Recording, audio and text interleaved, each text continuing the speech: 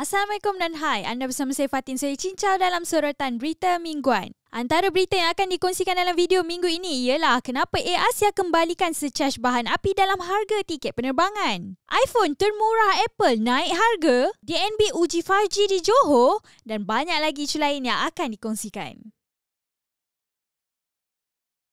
Pembeli tiket penerbangan Air Asia Malaysia dengan kod penerbangan AK perlu membayar harga tiket lebih tinggi akibat kenaikan harga bahan api di dunia. Surcharge akan mula dikenakan untuk tempahan penerbangan baharu yang dibuat pada dan selepas 8 Mac 2022.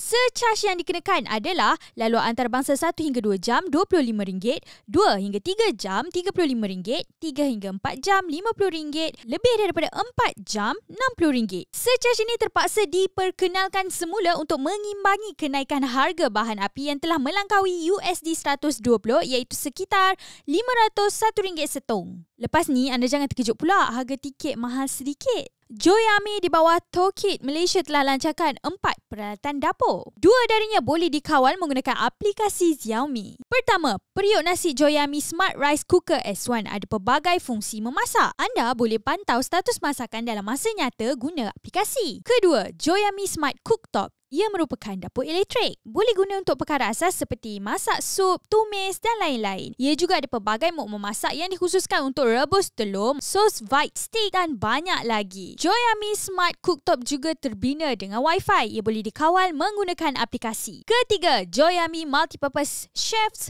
Pan. Ia didatangkan dengan lapisan Eclipse Non-Stick Coating menjadikan ia mudah dicuci. Keempat, Joyami Transparency Electric Kettle. Badannya diperbuat daripada borosilicate glass. Ia merupakan bahan yang selamat terutamanya untuk bayi dan warga emas. Semua produk ini akan dijual di dalam talian bermula 15 Mac 2022. Ada harga promosi disediakan pada hari pertama jualan ini. Joyami Smart Rice Cooker S1 harga asalnya RM299, harga promosi RM99. Joyami Smart Cooktop RM399, harga promosi RM299. Joyami Multipurpose Chef's Pan RM149, harga promosi RM109. Dan Joyami Transparent Electric Kettle RM129, harga promosi RM79. Kalau anda seorang yang sibuk dan nak makanan sentiasa suam di rumah, saya cadangkan anda beli Joyami Smart Rice Cooker S1 sebab anda boleh panaskan semula nasi dalam periuk tu guna aplikasi je. Jadi anda bolehlah makan nasi panas-panas bila-bila masa yang anda nak. Digital Nasional Berhad kini sedang bangunkan tapak 5G dan uji 5G di beberapa kawasan di Johor Bahru. DNB maklumkan rangkaian 5G akan dilancarkan di negeri Johor tak lama lagi. Menurut peta liputan 5G DNB, beberapa kawasan telah dipin dengan maklumat sedang dibangunkan. Antara kawasan tersebut adalah Pusat Bandar Johor Bahru, Kampung Skudai Kiri dan Kempas Jenai. Selain Johor, peta 5G DNB juga tunjukkan beberapa negeri lain sedang dalam proses pembangunan 5G. Antaranya di Selangor seperti Klang, Kota Damansara, Bandar Utama Ceras Ampang dan KLIA. Peta tersebut turut tunjukkan beberapa kawasan di negeri lain, antaranya di Ipoh Perak serta di Georgetown, Pulau Pinang. Penduduk Johor teruja tak bakal dapat 5G. Untuk penduduk di kawasan lain, cuba periksa peta liputan 5G DNB ada tak lokasi anda terlibat dalam pembangunan 5G. Apple telah mengemas kini penawaran iPad Air mereka dengan naik taraf chip baru Apple M1. Untuk generasi kali ini, Apple telah menaikkan harga jualan barisan iPad Air mereka sehingga RM200 tapi varian masih sama. Di skrin sekarang adalah harga jualannya. Kalau anda beli iPad, mestilah perlu aksesori. Berikut adalah pilihan aksesori yang ada. Apple Pencil Gen 2 RM549,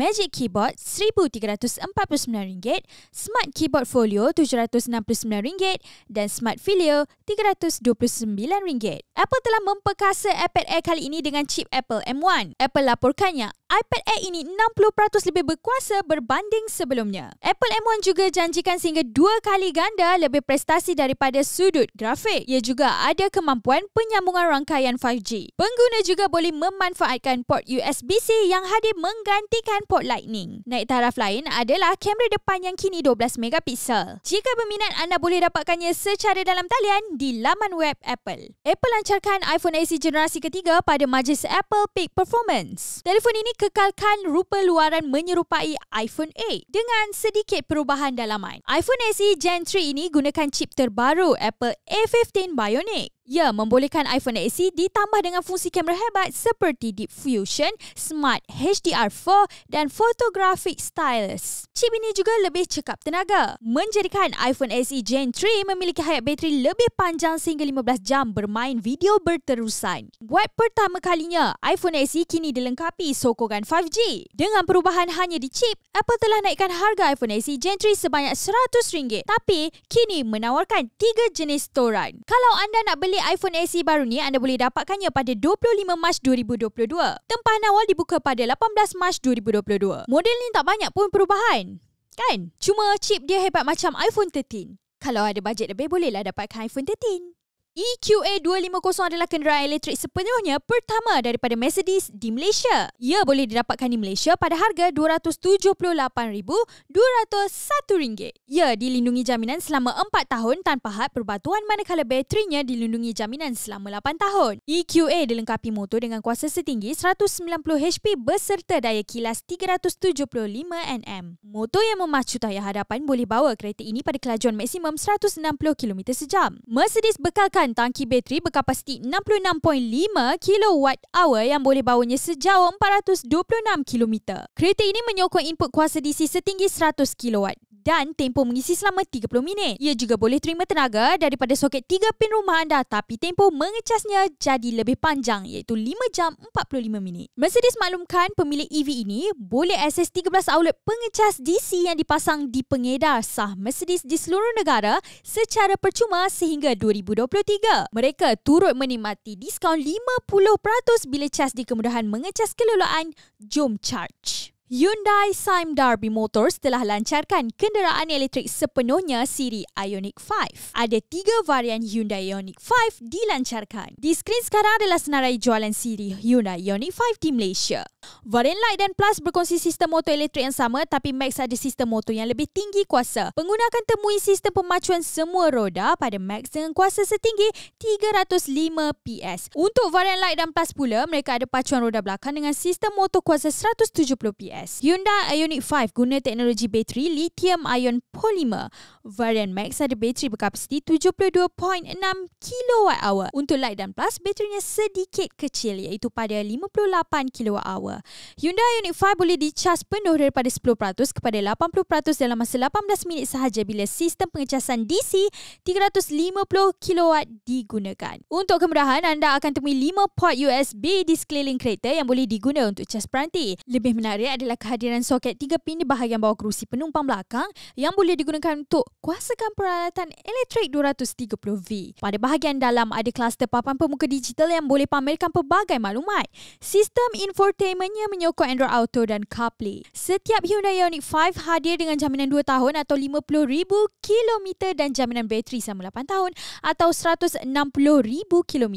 Anda boleh panjangkan tempoh jaminan dengan tambahan RM10,000. Dengan jaminan tambahan, anda beroleh perlindungan selama 5 tahun atau 100,000 km dan servis selenggara percuma untuk 3 tahun atau 50,000 km.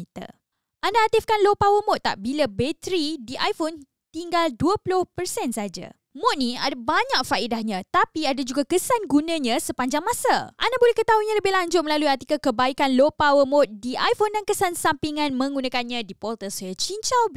Baiklah, itu sahaja perkongsian saya untuk video minggu ini. Sekiranya anda mempunyai persoalan atau komen, sila nyatakan di bawah.